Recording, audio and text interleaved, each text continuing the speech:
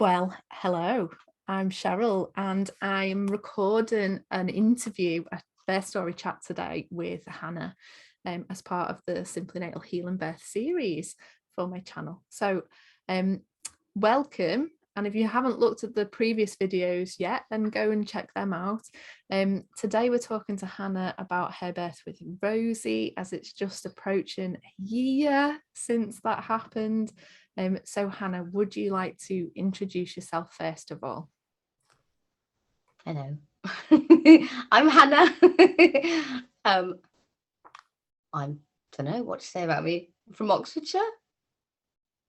I have two children, and Rosie was born almost a year ago, and trying to celebrate this week and honour my birth anniversary. And I thought that telling my birth story would be a good way to do that. I think that's a lovely idea. I love it. And obviously there's loads of celebration, there's lots to celebrate and talk about, but it hasn't been a journey full of joy. It's been tumultuous, hasn't it? So would you like to tell us a little bit about your previous experience and your birth with Maggie, perhaps how you found me and why? Okay. So Maggie was born 3 years ago. I felt very inspired and passionate about physiological birth. As soon as I got pregnant, I read the Positive Birth book, and my husband and I were just amazed that this is what birth could be like, and that it wasn't like what we'd seen on TV and heard about from other people. I just felt super enthusiastic about it. I think that we probably annoyed the other people in our antenatal class because we were like, me, I know the answer. Oh, that's so amazing. And we're just like, any opportunity. So we did hypnobirthing. We had a hypnobirthing teacher come around to the house because I wanted to really digest it. And I ended up probably talking more than her because I was just so excited about everything she was saying. I was like, oh yeah, and I read this, and Ina May said this. And I just got super invested in birth. And I really wanted to have a gentle, safe home birth, very much for the logical reasons. Everything I read was very convincing that doing things naturally, allowing my body to do its thing naturally, was going to be the best way to have healthy outcomes. But I had a termination when I was 18, and I was quite mentally ill at the time. And a lot of feelings about that came up when I was pregnant with Maggie, and I did some trauma release work on it. I really tried after that point to work on affirming that I deserved to have a baby and to have a safe and healthy birth. And I was very concerned that the trauma from my childhood and my history of depression and anxiety and self-harm and everything would affect the kind of birth that I could have and the kind of mother I could be. And I was concerned that I would be punished for what I saw then as ending a life, and that might mean that my baby wouldn't survive, and that I had a lot more healing left to do at that point. So so we kind of did everything right. We did hypnobirthing. I read every pregnancy book I could find. I spent loads of time meditating, doing prenatal yoga. We chose a doula to support us, but which I subsequently, after the birth, later on realised actually didn't help because of the nature of my wounding, my mother wound. Specifically, I struggle in relationships with older women. I can tell that it disempowers me, or I put myself in a disempowered state because I'm used to that dynamic of an older woman, and I felt disempowered by her. She was perfectly great. I mean, it's just I ended up choosing her because she was kind of the most logical option. There was lots of reasons why she was the best choice logically, but I never felt right about it. And I didn't realize at the time that inviting someone into my birth space, no matter how professionally proficient they are, didn't help. And I think that will have contributed to why my birth didn't progress as I would have liked it to, because I had somebody sat in the room who I felt judged by. So I'm not saying that it was her fault or anything. It's just that I recognize now that the nature of my wounding, which has got a lot to, I've got a lot of wounds around being too much or not being good enough, being seen as silly and foolish and unnecessary. And of course, in birth, you need to own it and own your needs and advocate for yourself. And so to have somebody sat in the room that kind of reminded me of my mother didn't really help.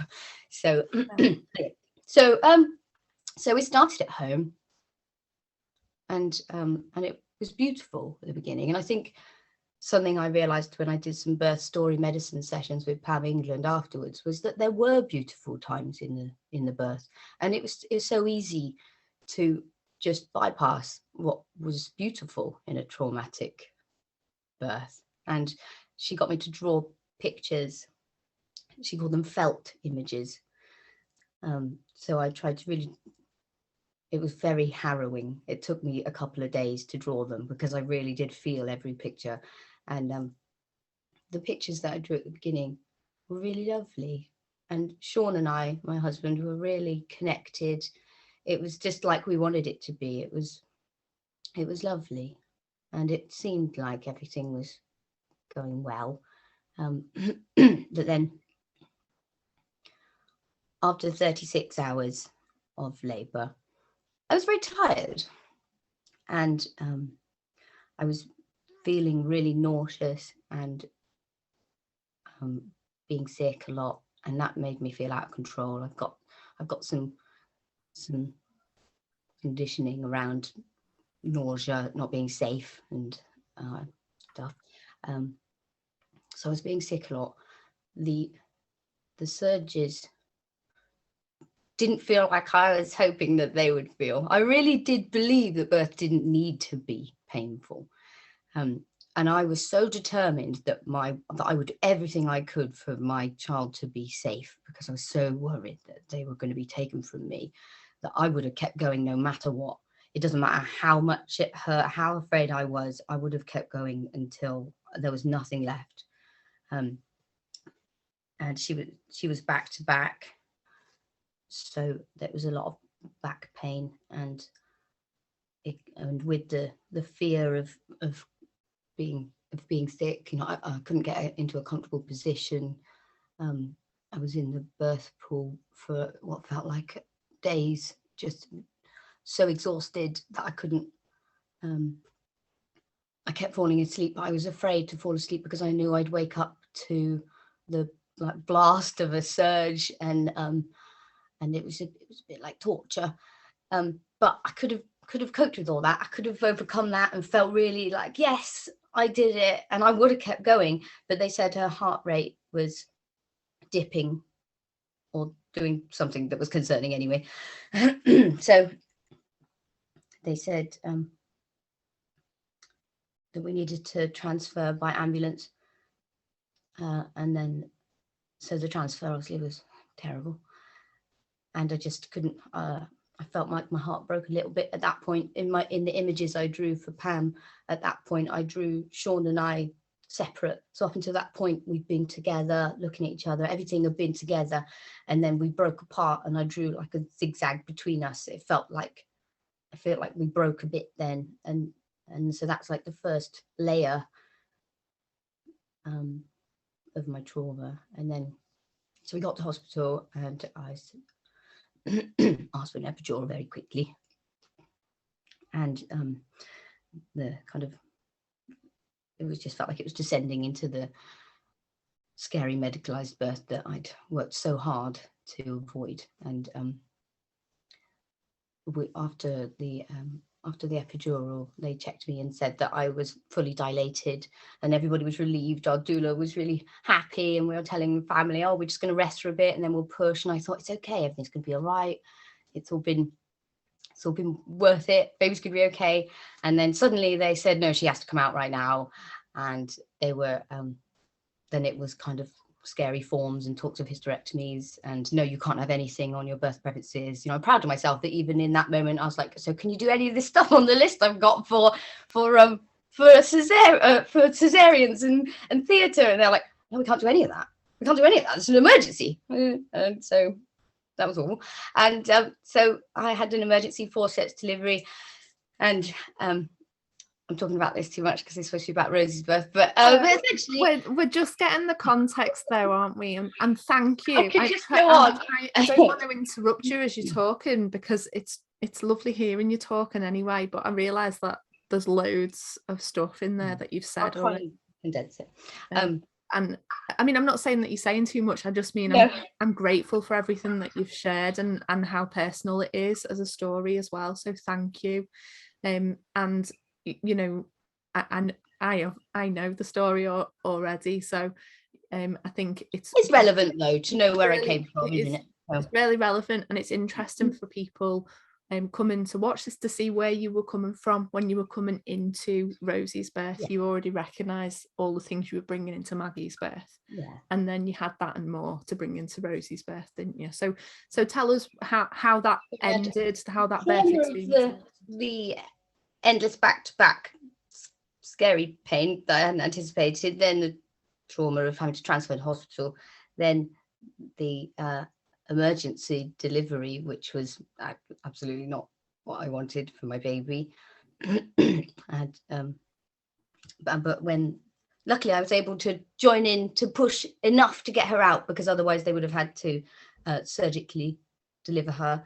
And as the doctor lifted her out, he started shouting to people, shouting meconium, and then they just started rushing around. They showed her to me on a tray, which I just hate saying. It sounds so awful. They were as if that was something I wanted to see. I don't know. It was like, here's your baby. Now I'm going to take her away to NICU. And I just couldn't. So I just shut down, because there's no way I could cope with that. I couldn't stay present completely with that level of fear. So, and then I had the epidural had numbed me up higher than it was supposed to, I think. And I couldn't swallow. And I was really afraid that I was going to choke because I couldn't clear my throat. And the anaesthetist just dismissed me and dismissed my concerns. And it bugged me that everyone said how lovely he was. And I was like, well, he wasn't lovely to me, because I thought I was going to choke, and he was just ignoring me. So he's the only person who I wasn't pleased with the treatment of. So I'm glad that other than that, I was happy with the way I was treated. And so lots of things that you didn't want to happen, but you felt well cared for, and those things were necessary in the moment. I don't feel like the interventions got away from me. I feel like we still used brain, and we still asked the questions we needed to. So feeling like it was a cascade of interventions wasn't part of my trauma, and I feel grateful for that. Maggie had swallowed meconium. But nobody said meconium aspiration syndrome. Nobody told us the name of what had happened. It was only 3 days later we Googled it and found out. My sister told me later that she'd Googled it straight away and knew what it was, but she didn't tell us because she didn't want us to read how bad it was. And so it wasn't until Maggie's 3rd day that anybody would say that she was going to make it home at all. Nobody would commit to saying that she would be okay until the 3rd day. So I had 3 days of trying to survive through not knowing if my baby was going to come home. And I held her on the 3rd day in her little nest. On the 5th day, I got to try and breastfeed her. So I was pumping every 2.5 hours to establish my supply, because there was no way I was going to not breastfeed her after that. No. And we came home on our 11th day. I didn't go home until she was with me. So I refused to go home without her. So managed to stay in hospital for a bit longer. They took pity on us and let us stay in the maternity ward bit. I was in a lot of I had an episiotomy and a third degree tear, so and that got infected because of course I couldn't look after myself properly whilst being wheeled down to NICU, so I couldn't walk. It was and it got infected, so it was like searing pain all the time. And but we got home and then we were safe. Yeah. And then I spent the next 2 years with her every moment, responsibly breastfeeding, bed sharing, baby wearing, baby-led weaning, doing all the baby-led things, and really trying to do everything I could to help her feel safe and loved, and to try and repair some of that hurt in our hearts. And it's still there. But I hope to find ways in future for us both to heal that trauma. Yeah. And I think compared to when we first spoke, there's a change, isn't there, in a lot of ways in where you've come to now. I think this journey of healing from trauma and healing from birth trauma, it's never truly finished. We keep on journeying through it and we change as we go. So and what I think now, when I look back now, I think the reason why my birth didn't progress, why the surges weren't able to be productive enough, because I don't believe that she was kind of stuck just because she got stuck. I think it didn't progress because you birth as you live, and I hadn't, it's not for, I'd done everything I could up until that point to heal, and this is coming from someone, I used to be incredibly ill. Where I'd managed to get to by Maggie's pregnancy was amazing. But I wasn't well enough. I wasn't empowered enough in my life. I wasn't aware at that point of how damaging some people in my family were to my mental health. And I can see now that I wasn't empowered in my life. I was very disempowered, and I just don't think I was in a position to really own my birth. And yeah, I feel like it doesn't really matter that you did the preparation and everything if deep down you just didn't feel worthy. deep down I didn't think I deserved it. I didn't think I was good enough. I didn't think, I was just the fear was inside so much that would have stopped my body from fully surrendering. And that was my big challenge with Rosie, was surrendering. There's so much I'm a doer. I feel like, if I organize it, if I plan it out, if I make it pretty, if I learn enough, if I practice enough, I watch the videos and I read the books and I make the affirmations and I do all this stuff, then it'll be okay. And what I really needed to do was just let go, and that's actually what I'm still working on right now. So and that's it, and that's something that I speak to people about as well in preparation for their births. You can do all the things, but actually birth is an undoing, birth is a not doing, and it's all the undoing and the not doing that makes it happen. But it can be hard to get to that point, can't it? So you came away from Maggie's birth with trauma on top of the trauma that you'd already experienced in your life. How did you get to the point where you were able to even consider doing that all over again?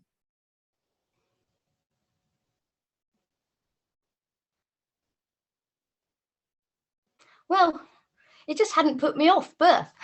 And it only occurred to me the other day when somebody mentioned it, that actually it's amazing that I still love birth so much. I still felt I had so much faith in birth still. I still believe in physiological birth so much. The fact that that's the way my birth went, it didn't put me off at all. No. Because I just I don't know. I can't remember. I just had faith that it had to go better than that. There's no way that the life would give me two of those. So I was like, well, it's got to be better than that, hasn't it? Even if it's bad, it's still going to be better than that. So, even if I have yeah. So yeah, I think I remember us having a conversation like that, actually. Yeah. It's much easier to say after that it couldn't have been better than that. But I think there were times when you were pregnant with Rosie that you were wondering, what if it's even worse than that? What if I don't get anything like what I want or need? Just have to hope, don't we? But the hope, yeah, it's the hope and the knowing that the possibility is there, and anything that's possible can happen. So also, I really felt like I was a lot further along in my healing journey from my childhood wounds by the time I got pregnant with Rosie, because it was actually learning about parenting that when Maggie was a baby that made me realize the root of all of my lifelong emotional issues was actually down to the way I'd been raised. And it was my childhood wounds and my mother wound and the intergenerational trauma that had led to me hating myself and feeling I didn't deserve and I wasn't good enough all my life. So I learned all about conscious parenting and attachment parenting and reparenting yourself and inner child healing. And it meant that by the time I got to being pregnant with Rosie, I was in a much more empowered state than I was 2 years before. And I knew that would put me in a much better position to have a birth that would go well. And you already knew that there were people who existed who helped people do that. Yes. Yes. And somehow, I don't actually know how I found you. You were just there. You were just on my Facebook. I think the universe seems to talk to me through social media. Things seem to just appear when I need them. So I actually am quite grateful to sponsored ads because things just seem to come up when I need them. And I think of you as like a puzzle piece in my healing journey. Like last year, it felt like women were just coming into my life at the times where I needed them in different ways. And I just feel like they were just brought to me or I was led to them. That's so lovely. So you were just there. And so with the day I took a positive pregnancy test, I messaged you and said, I'm going to need you. So I was like, I've already found that healing birth lady on Facebook. I'll send her a message. I'm definitely going to need already there. And we've never actually met in real life, have we? We've only... No, I forget that. It feels like... But I forget that too. I feel like I know you so well and like we're just connected. So one day we'll arrange a meetup. Yeah. When my babies aren't breastfeeding anymore, we could go to a spa. Oh yeah. I'd love to go to a spa. I miss spas. I could see us in a spa together. That'd be nice.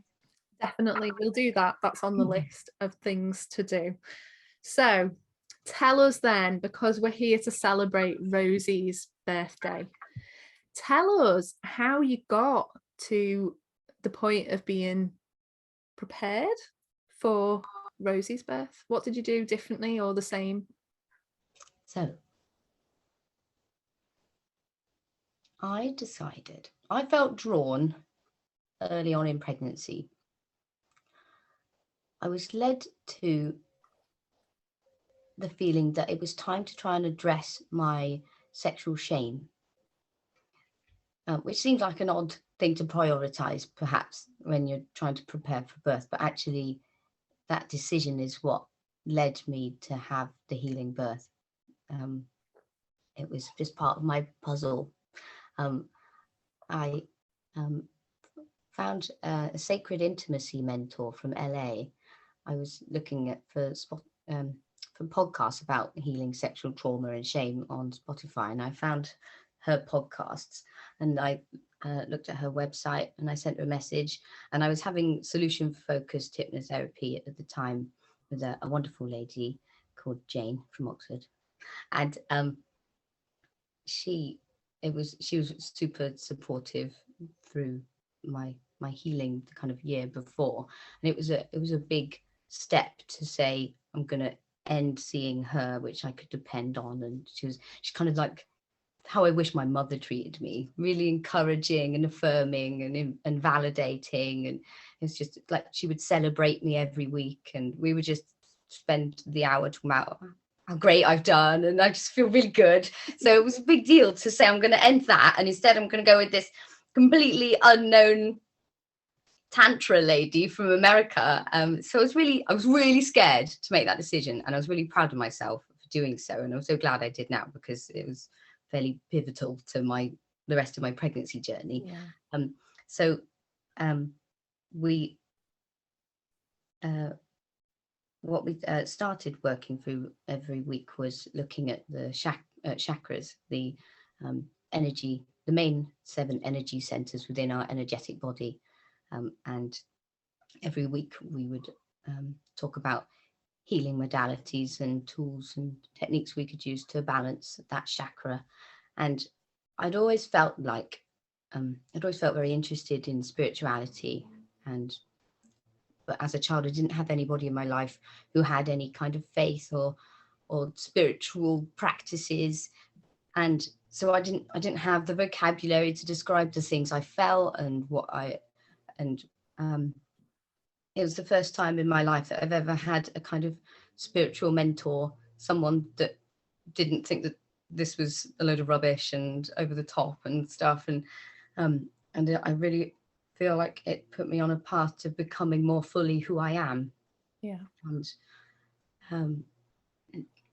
And also my inner child just loves it. The thought that we have these 7 rainbow energy centers, and that you can supercharge them with the right crystals and the different chants and the mudras and yoga poses, and it just feels like an amazing game where you and it seemed to really work. Working through chakra healing with her, I started to see some really significant changes in my life that I wasn't even trying. Things like, all my life I've been terrified of driving, and so I don't drive yet. And one day I woke up and I just thought, oh, I'm not scared of driving anymore. And I hadn't even been trying to work on that. I just woke up and I was like, I wouldn't mind going to have some lessons. I'm not afraid. And things like, all my life I've had this fear of something bad coming to get me when I go up the stairs in the dark. Ever since I was a child, I've always had this feeling that something was out to get me, that I was somehow bad, and that meant something bad was going to get me. And then one day I was walking up the stairs and I realized I don't feel afraid anymore.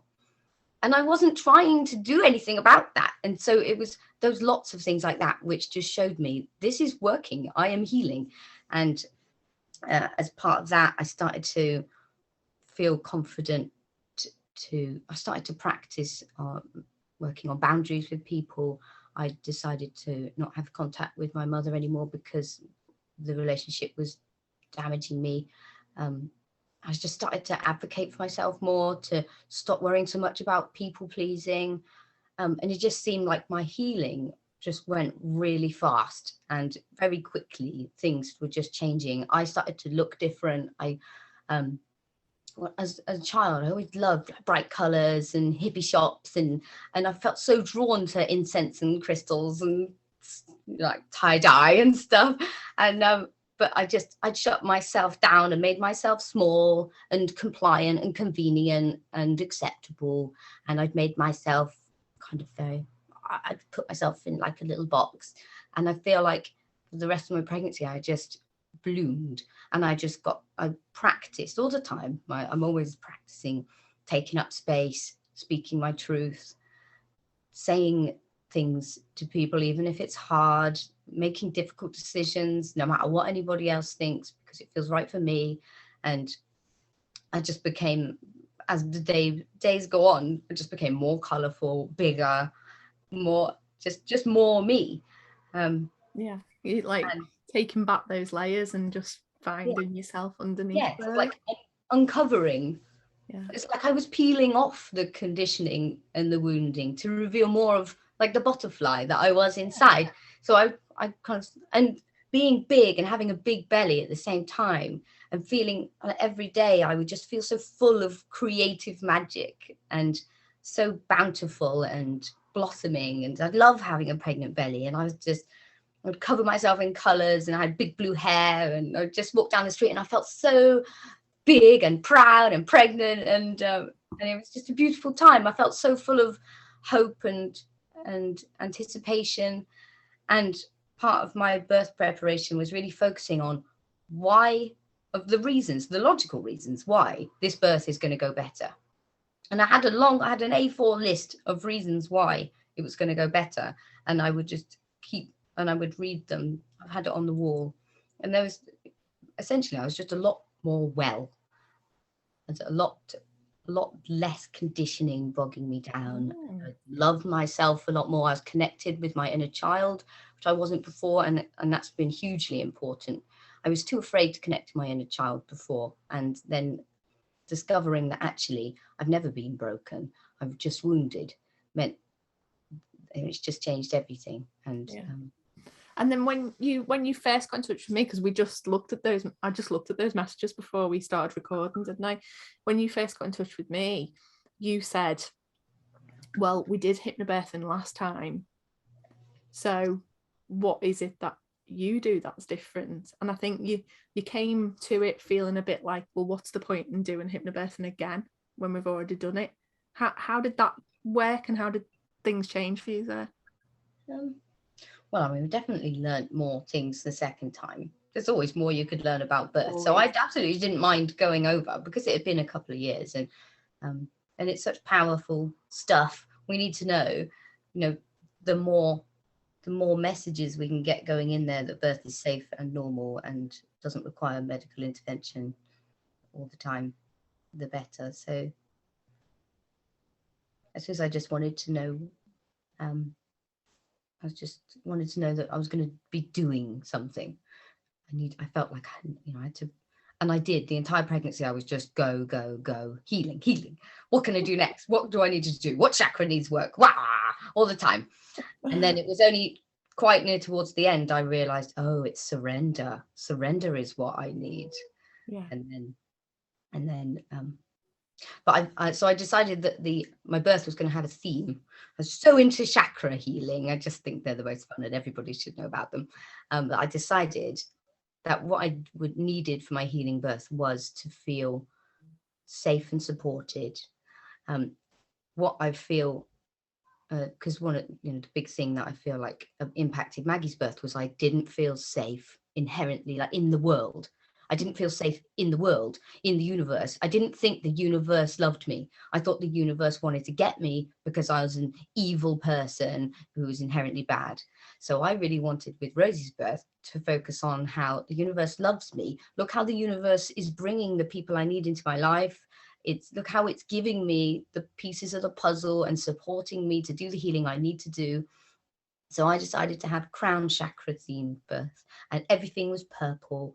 And the crown chakra is all about higher consciousness and connection to divine, to source. And I found this image of a woman giving birth, or a person giving birth, and with the energy center kind of in an hourglass shape, because it's connected at the crown to divine, as you bring down power, cosmic power, and then also connected to the earth at the root. So I really connected with that idea of being held both by the earth and also supported and guided by the universe. And I felt, and so that's what I hung on to. I thought, if I can keep in my mind that the universe wants this to go well for me, and the universe is supporting me, then I can feel safer. And I knew if I felt safe, birth would progress how it needed to go. So so that was my theme. And I did lots of things, like we had a really nice, I got someone to make me a rune witchery spell kit, and Sean and I had a nice ceremonial evening of like setting intentions for the birth and doing woo-woo chanting and stuff. We didn't know what we were doing, but it was all nice. And I decided on I had this really nice purple cosmic birth gown that I thought I might, I'd wear for some of the birth anyway. And we got things like crown chakra intention candles, and I had a lovely mother blessing where we had a crown chakra cake, and everything was purple, and it was just, I wanted to make it I just wanted to indulge myself in all these new things that I'd found I could do, that my inner child just loved, all the things that she would have loved to be doing all her life. But I didn't have anybody in my life who knew about this kind of stuff, nobody who could show me these things. And so I felt like I was becoming more me. And I made us a toolkit. Sean asked me if I'd, because we'd learned about so many healing modalities and comfort measures that might support us in birth. And so it felt a bit like, how are we going to know which one to use at any given time? So I put together a chakra healing for birth toolkit, which Sean said it would be helpful for him if I organized it by challenge. But because of all my solution focused therapy over the years, I prefer to organize things by solution. So I wrote down what I worried about or what I thought I might struggle with, and then I switched that round to the solution for that. And then I organized tools and affirmations to help with addressing each challenge, but aligned with the chakras. But not how many of those we actually ended up using, but it was just really nice. I just like doing stuff like that, and it helped me to feel more prepared. And because you made these as well, didn't you? Oh yes, and I started up and down images that you've got in your Etsy shop, and your chakra kit is in your Etsy shop as well now, isn't it? So you found all of that creativity.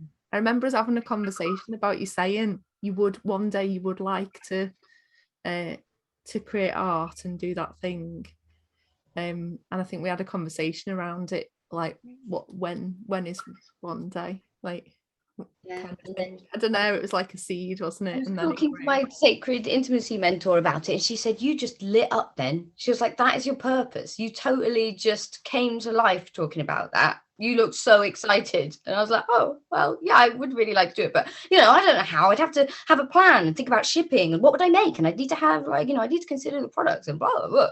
And then the next day I was like, oh, or I could just do it, actually. I could. And I mean, this is something having an arty business called Womb to World that made pregnancy and birthy things was something I thought about when I was pregnant with Maggie. But because I wasn't there in my healing, I was too full of limiting beliefs to think that I could make something like that happen. So, everything had to be perfect back then. And this time I thought, well, it doesn't. I could just make a picture. I'll put it on Etsy. If somebody wants to buy it, they can. And if they don't, I've had a nice time making a picture. And then having that creative outlet and a purpose to making art was amazing, because I've always had a lot of creativity in me that wasn't expressed, and I've got a lot of conditioning from my mother about, oh, I'm not an artist. My first commission, she said, someone's going to pay you for that. I was like, yeah, she wants to put it in her shop. I am an artist. So I'm constantly working on not listening to that voice in my head, and it's a constant practice. So yes, and now I'm making downloads for doulas and birth workers, which is wonderful because I just love birth, and it's really great to feel like I'm contributing something to the birthing world. I don't think I could be a doula myself, because I don't think I'd be able to accept not being able to control what they do and like, listen or believe what I think and stuff. I don't think I could let go. But so knowing that I'm helping people by spreading my messages through art, and also being able to contribute to my family's finances as a stay-at-home mother, is really wonderful. So I feel very grateful that I've been led to that. Yeah, it was like you gave birth to Rosie and also Womb to World. Like it was all part of that journey, wasn't it? So tell us about Rosie's birth. Like, you planned to birth at home? Yes, so we planned another home birth. We got the birth pool. Everything was cosmic. Fairy lights literally everywhere. We had a wonderful lotus midwife. Because of my mental health history and birth trauma with Maggie, we were assigned a lotus midwife that would provide continuity of care, and she was amazing. She was Italian, and she was around my age, which was great because I have my disempowered thing with older women. And she would just tell me I was a goddess all the time, and she was lovely, and Maggie loved her. And she would come around to our house for our appointments, and she'd stay for more than an hour, and it was amazing. And I knew that she would be there in the birth, so I didn't have to worry about who was coming, and I felt constantly blessed to be having that kind of midwife support. And yes, so I planned to birth at home. I worried a fair bit about how it was going to impact Maggie. I'd never been away from Maggie for a night. since we got back from NICU. And so I was really worried about what if we needed to go to hospital, what would happen and everything like that. So there was a lot of concern about Maggie, but we watched a lot of birth videos together, and I just kind of hoped it would be okay. So birth started, and I, looked at my toolkit, decided which things to do first. I had a special cosmic purple lavender bubble bath with a glass of prosecco, and then put on my purple gown and started to light my intention candle and started following my birth vision, and it was in the evening. So yeah, so I birth started late afternoon, because I remember we walked to the shops, and I love being in labour in the shops, because I'm sure Sean deliberately a couple of times said really loud about how I was in labour, just so that people would go, "Oh my God, that woman's giving birth! What's she doing in the supermarket?" And we love freaking people out. We're like, yeah, I'm in labour right now. Yeah. I just love spreading. They're just expecting a baby to shoot out at any moment. Love spreading the news that being in labour isn't an emergency. You can go shopping for biscuits. Okay. So he deliberately a few times said it really loud so that people would go, "Oh my God." So we walked to the shops with Maggie, and then she went to bed. And then I just thought, babies are born in the dark. I know what I'm doing. Everything's going to go great. And I thought, well, she'd be born that night.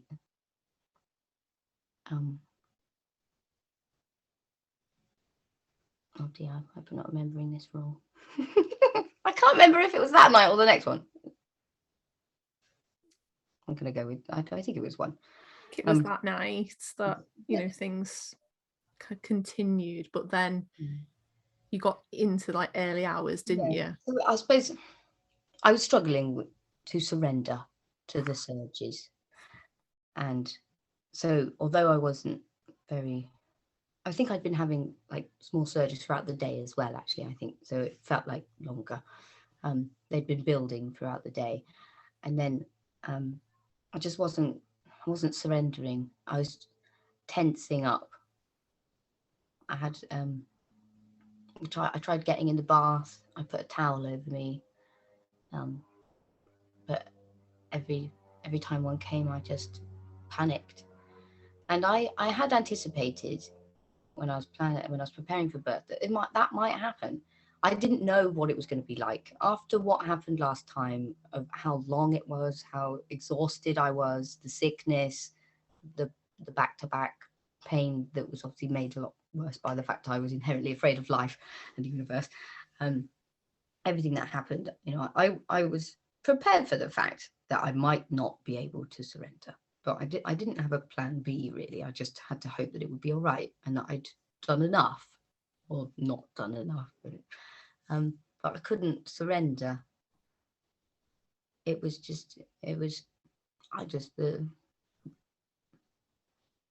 my body couldn't do its job because I was afraid. And then probably in the middle of the night, I just thought, I can't do this for days again. I can't. I just had this feeling, this isn't going to go well if I keep doing this, because I'm not letting my body do its job. I'm afraid. So this isn't going to go well because I'm afraid. And I said to Sean, I can't do it. We can't do this. I'm going to have to go to hospital. I can't do this. I felt like I couldn't, like my mind wouldn't be able to cope with it. I just knew it wasn't going to go well if we continued doing what we were doing. It wasn't what I hoped for. No, and that was disappointing, wasn't it? To be in it, having done all that preparations, and then to be thinking, actually. Yeah, I just knew that with the way I felt, with the way I was greeting my body's surges, I knew that this isn't a birth story that's going to end well if I keep going like this. So we spoke to you. You gave me a ring, didn't you? Yes. It's about 3:30 or something like that. And you talked to us about your healing birth, which was a cesarean, an elective cesarean. And you're the only person I've ever spoken to who chose to have a cesarean. And I can't remember how it really came about in the conversation, but I think when you phoned, you said, can I have a cesarean? You said, I don't think I can do this. Can I have a cesarean? Will I be able to forgive myself if I do? So it was very emotional. Okay, so I already knew. Yeah, so yeah, I think sure, I can't. That's where your mind was going to anyway, and that's why we talked about my experience, because I was saying that a cesarean can be healing, that you can be okay after having a cesarean, and you can make that decision. It's yours to make.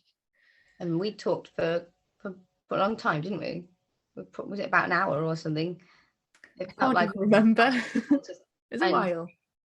And I know now that if it weren't for you, and I think that's why we found each other, that's the part you played in my birth. I mean, it was wonderful having your support, and really interesting to hear about shadow work and the archetypes, and to learn about hypnobirthing and everything. But I think the real reason why I found you was so you could tell me it's okay to choose this surgical delivery, and that you won't hate yourself forever for it, that it won't mean you failed, that it's okay to make this choice. And if I didn't have the relationship that I'd had with you through pregnancy, and if I didn't respect you and your passion for physiological birth and healing as much as I did, then I wouldn't have believed you. Nobody else could have told me, you can choose a cesarean and it'll be fine. You'll feel all right about it. But because you said it, I believed you. So I've got goosebumps. So the universe had led me to you so that you could make it okay for me to make that decision. And then that was the decision that saved my birth. Because deciding not to give birth was the only thing I could do to actually surrender. So from the moment that I decided I was going to tell them I needed a cesarean, because I couldn't cope mentally and I was too afraid to allow birth to progress, the surges died down. And I thought, I'm just so afraid, I've scared them off. I thought my body had gone, oh, right, yeah, she's not in a safe place, so I'm just going to stop birth for a bit. We spoke to our midwife, and she wasn't supposed to be on call because she'd been on call or something, but I was like, no, I need you. And so she hadn't been around until that point because she was supposed to be sleeping, but she came round and saw us. And I remember when I answered the door to her, by that point I wasn't even having surges, so I thought. So I know I greeted her like normal. I was just like really sad, super sad, but I just greeted her like normal. I was having the surges were they weren't intense anymore at all. I was just breathing through it lightly. It's as if I'd gone back hours and hours and hours.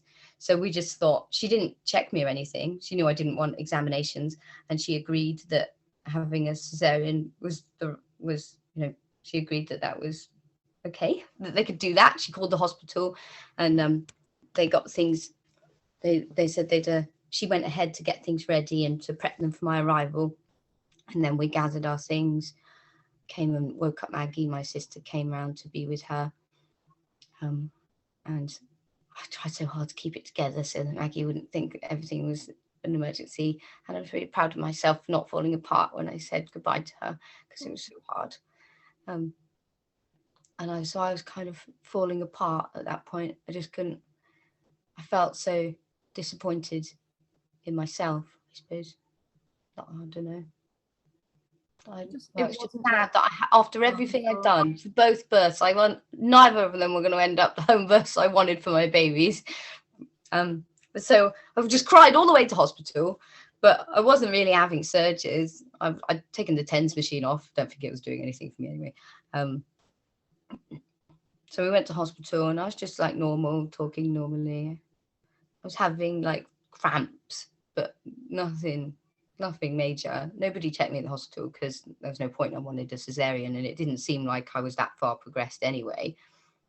So we got there about 6 a.m, and then I had, like the surgeon come in and talk to us about a cesarean, and the anaesthetist come in and tell us all the risks, and I had to sign the forms and stuff. And our midwife was there, and she said, like, do you want to put some fairy lights out and stuff? And I was like, nah, because we're going to go into surgery anyway. So we were just on delivery suite, and so in this very clinical room, didn't put anything out. It wasn't just, I was just really despondent, and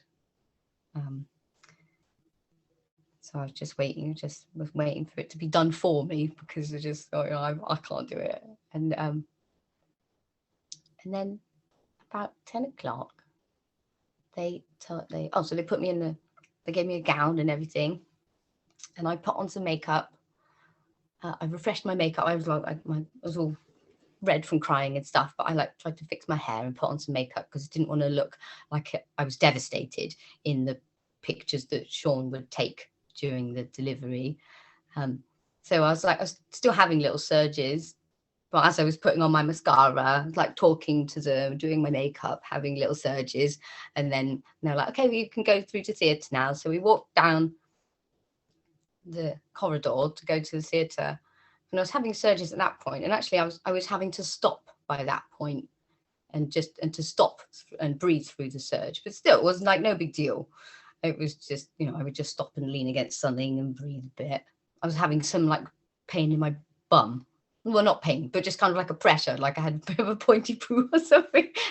But I mean, like, nobody was nobody said anything. Nobody thought that anything that was happening to me was reason to suspect that my birth was progressing particularly. So nobody checked anything or anything. No one asked anything. And so we got to the theatre, and they weren't ready after all. The universe had made it so that the person who was supposed to take my blood to the lab, which had to happen before I could have the cesarean, hadn't actually done it. So my midwife was really peeved. She was very tired and grumpy, I think. And she was like, oh, so why did you get to come down here? And she's like shouting at them. And we were like, oh, we'll walk back down the corridor then. So I went back down the corridor in my hospital gown. We took a selfie on the way. I've got a selfie of us and our midwife, like, I'm in labor, I'm going to have my baby. And then basically as soon as we walked back in the delivery suite, it was like birth. And it was just like, suddenly, all I can remember is just going, whoa. And it was, I couldn't stay still.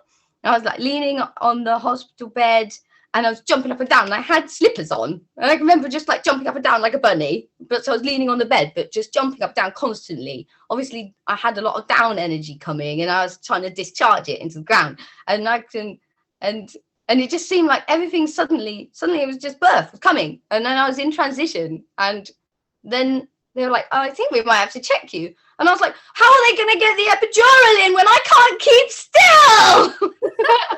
And they were like, I don't think we can give you a cesarean now. I think you're giving birth. And I was so shocked. I couldn't.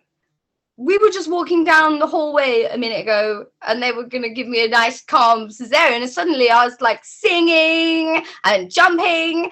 And it was very surprising. And none of the midwives had a clue that I was anywhere near giving birth. And then, so it turns out that whole time, I thought my surgeries had died down. It hadn't. They were just quietly going about their business because I wasn't afraid anymore. So I had made the only decision that I could, which would enable my birth to progress naturally. So that whole time when I was just going, oh yeah, a bit of a cramp, just breathe. My body was doing all its thing, and then she just came out. My second stage was 10 minutes long. I had gas and air, which hadn't helped at all with Maggie's birth, but I think was helpful with Rosie's. And it just all happened so fast. And they checked me. So I did have a vaginal examination. But I said, I can't lay down. I can't stop moving. So I said, you'll have to do it with me stood up here, and I'm not going to stop moving. I was like shouting at them all. And so they like did it whilst I was stood up. And they were like, yeah, she's crowning. She's crowning. So you can't have cesarean anymore. I was like, I didn't want to do this. I didn't want to do this. And I felt at the time very much like, I can't believe this has been thrust upon me when I decided I was going to have this calm medical birth, and now she's just coming out anyway. And I found it difficult after birth because people kept congratulating me on how it had gone. But for a couple of weeks, I felt very shocked, and I felt confused about how I felt about how it had gone. I thought, but I'd wanted this home birth. Then I decided that I didn't want to do birth. I wanted someone else to do it. So because I couldn't cope. And then it just got thrust upon me anyway. And so it took me a couple of weeks to come to a place where I could feel completely good about what had happened. Yeah. So fetal ejection reflex did its thing. And it really didn't it? Yeah. I can't imagine what having a 3-hour second stage would be like. My body definitely just it was just able to, once it took the fear away, it just didn't even seem like anything was happening. It shows you how much the mind influences that experience though, doesn't it? So my clever body was just quietly working away while I was just chatting and putting on makeup and stuff, and then it was like and then she was there, and it was amazing. And I didn't know, so I thought you'd gone for a cesarean. That was the last thing I'd heard at like 10:10 in the morning or something. And I'm there with my phone going, oh my God, when are they coming out of surgery? I need to know you're okay. There's nothing I can do. I felt so powerless because, I'm miles away from you anyway, but also there was literally, I couldn't even be on the phone with you or anything while you were in surgery. And then you video called me, didn't you? Because I messaged and said, I called you first. We were like, Cheryl's gonna be so happy. Oh. Ring Cheryl. And then we told you that I'd done it. I burst out crying. I gave birth to her all by myself. Couldn't believe it. Just like I wanted. And we went home the same day, so I didn't even have to be away from Maggie overnight, which was wonderful.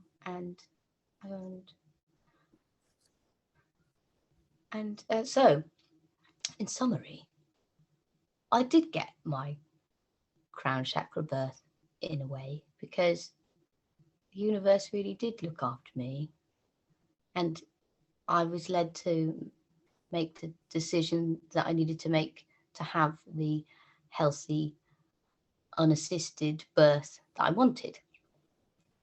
And of course, it was worlds apart from Maggie's birth, so different to that. But it also wasn't what you'd planned for or envisioned either. And that can be difficult. Like you said, it was difficult in the first couple of weeks to get your head around that it was the way that it was. Yeah, and it was frustrating that people kept saying, oh, you must be so happy. And I was thinking, well, actually, no, because I picked a different birth in the end, and then that birth didn't happen. And it was all really fast and shocking. And obviously, I was really happy that she was healthy and we were home the same day. But I also felt quite a lot disgruntled that it didn't seem like anything I wanted happened. It's like, why can't I just have what I want? But I don't feel like that now. Now I feel like it was a big old sign from the universe to say, look, we are here for you. You are supported. Because look what we did. We helped you. We helped you to find this lady and this lady and this lady and this lady. And, I had a wonderful chiropractor who was really supportive. I had Leola, my sacred intimacy mentor, and Jane, my hypnotherapist, and you with your wonderful experiences and your passion. And I had this other lovely doula, Georgie, who organised a mother blessing for me, and probably lots of other people I'm forgetting. But so I I take it now and I think about my birth, I really think about what a big confirmation it was from the universe that I am supported. Yeah. I mean, that was, and as I was in transition, and at the point at which they said, she's coming, so you can't have a cesarean anymore, I shouted at my midwife, "This is going to make an amazing story!" Like in between gas and air, I was like, "This is going to be such a great story." She was like, "It really is." Everybody was just surprised. And the doctor that was going to do the cesarean came in and was like, "Well, you don't need a cesarean anymore, do you?" I was like, "No, I just did it." So everybody was so pleased with me. They're like, you thought you couldn't do it, and you did do it. Yeah. So wow. so it was such an inspirational story, and and I think also kind of brings to light that thing about how sometimes a bit of time is needed after birth for it to all settle in and process before we can look back like that. So birth doesn't have to be traumatic for you to need to have some processing time. And I know I did feel after Rosie was born, in those first couple of weeks at least, I did wonder whether you were okay and whether you were going to be able to process this in a positive way, because yes, it was wonderful that she'd been born the way you had initially intended, as in vaginally, but I knew that you felt difficult emotions attached to the way that it had happened. So it's so lovely that now looking back you can see that in a way that in the way that you do. Really, I think that's really important and powerful. And how did it make a difference to your postnatal time? Was that different than when you were home with Maggie? Or, well, I suppose you weren't home with Maggie, were you? So I mean, it's difficult to compare because we didn't get home until the 11th day with Maggie. Yeah. So it was odd being at home with a newborn. I'd never changed a first nappy. I didn't have to deal with meconium the first time. We didn't have checks at home with a newborn and stuff. So it was like, it was doing it the first time. I did have a second-degree tear, which they recommended I had stitched. And I moaned the whole time. I had another midwife came in because mine went home because she was absolutely exhausted. And another midwife who was also really nice did it. And I just gave her grief the whole time in a nice way. I was just like, I don't want anyone fiddling around with my vagina anymore. Okay, I've done my business. My baby's out.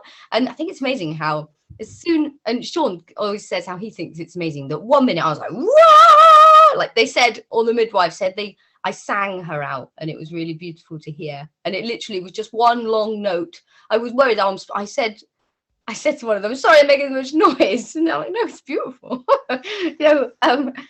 I've got a video of me doing my one long note. That's cool. But can't remember why I was saying this. That you were being examined afterwards. Oh yeah.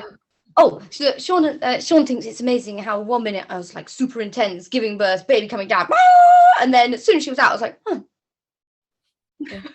It just stops. And he's like, he said, "So you didn't feel any pain or anything afterwards, even though you had tear and stuff?" I was like, "No, I would have just, if I hadn't looked, I would have thought everything was just totally intact. My body just knows exactly what it's doing." Straight away, I was just like, well, there we are then. And that just goes to show the birth is not a medical event, because the moment the baby was out, I felt absolutely normal. Yeah. So the instant she was born, I just went, oh.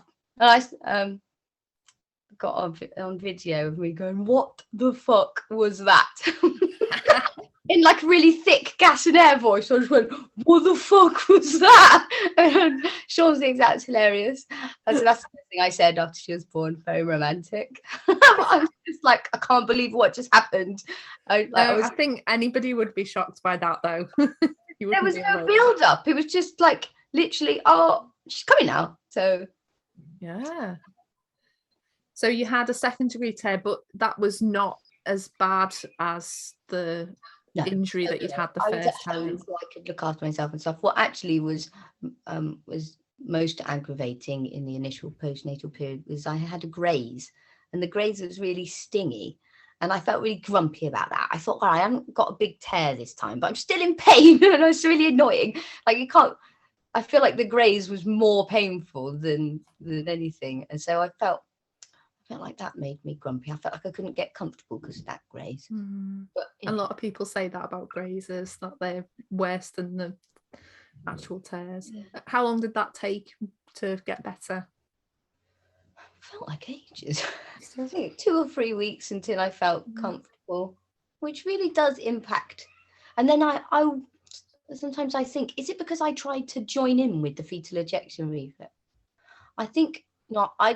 It was so big and powerful. I wanted it to be over. I wanted to get her out quick because, you know, it was so shocking as well. You know, I didn't have a build up really. So it was just like suddenly all that, like, and then, so I feel like I'm worried that maybe I tore because I tried to push as well. But then I think, well, maybe I didn't. Maybe I just don't know what it feels like when the body does the fetal ejection reflex. And maybe I think I pushed, but actually that was just my body pushing. And also it doesn't really matter now, does it? No, and that's the thing. People worry a lot about tearing and stuff and about injury, but you know, in lots of ways, it's just a really normal function of the body to be able to tear and repair after birth. You know, it didn't hurt straight after, which says to me, if it had been dangerous in any way, my body would have said, hey, there's a tear there you need to do something about. But I didn't. I felt absolutely fine. And I would have quite liked them to have just left me alone. But yeah. And of course, for anyone watching this and pregnant with their own baby, we can just make the point that having an examination after birth is optional. You don't have to be examined. And accepting stitches, even if they're recommended, is also optional. You don't have to do that. I've known a few people decline it, just I did wait for their body to heal themselves. We talked about how well aligned the tear was, because I said if it was aligned well, then I would like to leave it because I'm planning on staying in bed for a long time and I'm going to keep my legs together. And but they said that the way they didn't think it was aligned well enough, and I didn't want subsequent issues. So it was having the little jabs of the anesthetic was the worst. I was like, I just don't want anyone poking me in the vagina right now. I was like, can you just hurry up? I want to go home. I want to go back to my baby. First baby. And you did, and you went back, and you welcomed Rosie into the family and introduced her to Maggie. And you know, you're about to reach the year mark of being a family of 4 now. Is there anything that you want to say to sum up that time?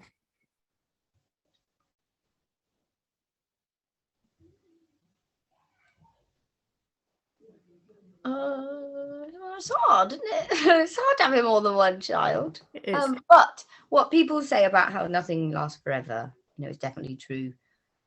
New problems come. It comes in cycles. I feel like as I come up to a year, I feel like I'm approaching a new rebirth.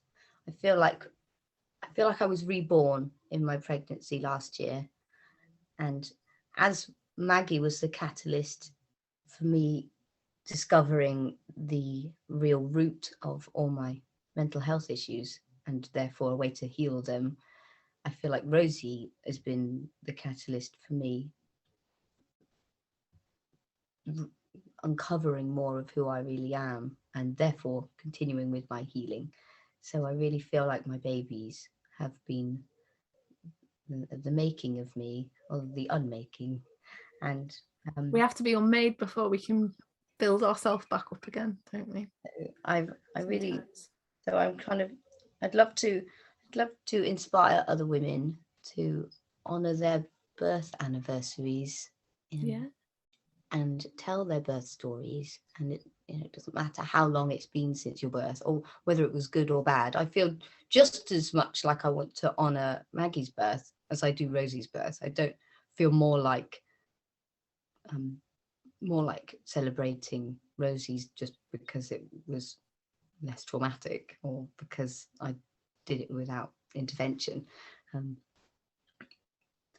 I feel like now my body started to return just in the last few weeks. I feel like my body's starting to return more to a pre-pregnancy kind of shape. I feel like I'm coming to a new point where I can try and move on from growing people and preparing to birth people, and we probably won't have any more children, so I'm trying to find some ease and some softness and some stillness within myself, and as I find a way to be me in this new life. And during pregnancy last year, I felt so big and bold and colorful and flower crowns, just and then it felt like after Rosie's birth, I just felt like I went quiet and still and a bit small, and struggled with depression since her birth. And it felt almost as if she was my radiance, and when she was born, she took it with her. She's like a little sunshine. And I feel like the last year has been I'm trying to get my radiance back. So I'm trying to rediscover how to be that rainbow butterfly without a baby, and just be that bountiful and beautiful and blossoming all by myself. Exactly. Yeah. And you're doing it. And the journey continues, doesn't it? The next chapter of Hannah. And of course, you're doing that in lots of ways through the art that you produce as well on your Etsy shop. I'll pop a link in the comments bit for anyone who wants to go find. And I'm so glad I've got that, because it means that I never have to, even if I'm not making babies, I don't have to leave it all behind. No, you're still creating. Talking about what happened, talking about what matters to me about birth, and influencing people in that way, because I believe in it a lot and feel fairly terrified about the state of birth in the world, and all the ways that it will be impacting our well-being as a race. And I feel less out of control being able to make pictures that might help, even in tiny little ways. And they really do. And I use your stuff all of the time, that, with my clients, and they love it, and it really does help. What I want to finish with maybe is asking you a question for anybody who's watched this interview with you and listened to your story and is perhaps thinking, oh, some of that resonates with me, as in I might be bringing some bigger stuff with me into this birth than I first thought. What would you suggest for them to do? What advice would you give to somebody who's discovering that they're carrying heavy things into their birth? Well, from what I've learned, we're all wounded. The ways that we were raised in the 70s and 80s, and our parents, we're all carrying trauma.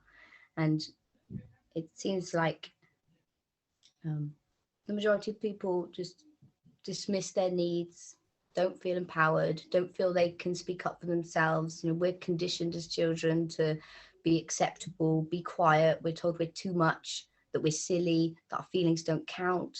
We're told not to trust our body, our instincts. We're told that menstruation is dirty and shameful. We are conditioned to think that our sexual desires and our bodily functions are disgusting and shameful. And it is no wonder that we then come to a sexual act like birth and struggle. So I would encourage people to look into the mother wound, to read How to Do the Work, which I feel really sums up very holistically how to learn to regulate your nervous system, to consider where your trauma is from your childhood, to look at the patterns that you've developed as coping mechanisms, and how you can start to rewire your brain, because you can, and I know you can because I'm doing it, and how you can learn to be there for your inner child in the way that your parents weren't, that you can be there now. You can be your own inner mother. And that's what I'm trying to do. And so I would say yes. Oh, Hannah, I would. thank you so much. That's really profound. Yes. I think that's a really great place to finish. And thank you for taking the time out to talk about your stories and for inviting me into your journey in the first place, because Thanks very much for being my lovely puzzle piece. Yeah, it's been a while. If I hadn't met you, then I mean, it just wouldn't. What would have happened? So I just had to. I had to meet you. You were just part of my story. You were always part of it, because it just couldn't have happened without you. So. Oh, gosh, that's quite You're an like honor. my birth angel. I said that before, didn't I? Oh, that's amazing. Oh, thank you so much, Hannah. I'm gonna stop recording.